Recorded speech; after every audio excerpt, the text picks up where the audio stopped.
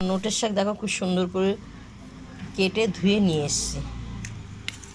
এরপর আমি গরম হয়ে গেছে কড়াই, আমি পোস্তটাকে ভাজবো ভালো করে। দেখো একটু লাল লাল হবে, নামাবো। তো আমি বাদাম ভাজবো লাল করে। এটা হলো চিনে বাদাম। তো বাদাম পোস্ত ভাজা হয়ে গেছে, পরিমাণে আর একটু তেল দেওয়া হলো।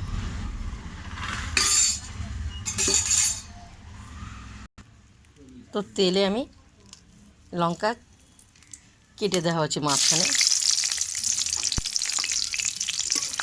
তখন আমি কিছু দেবো না। তো আমি এবার শাকগুলো দিয়ে দেবো, আর একটা করে শাক দিয়ে দেবো। এত শাক দেখলে কী হলো, অল্প হয়ে যাবে।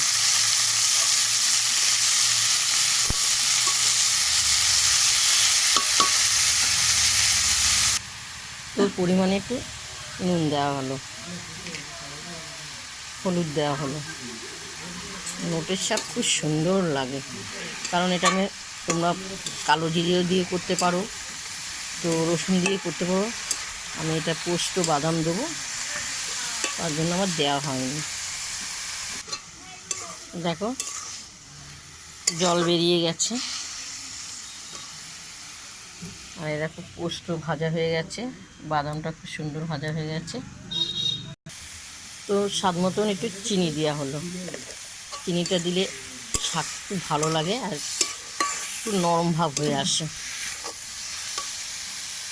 এরপর আমি অল্প করে বাদাম ছিটিয়ে দেবো।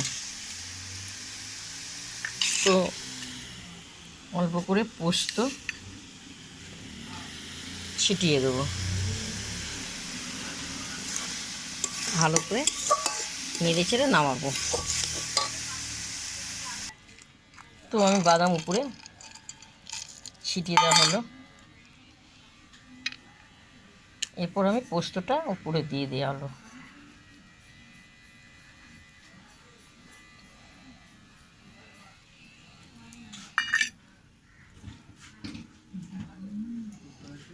প্রথম থেকে লাস্ট তোমাদের নোটের শাকের ভাজা রেসিপিটা দেখালাম।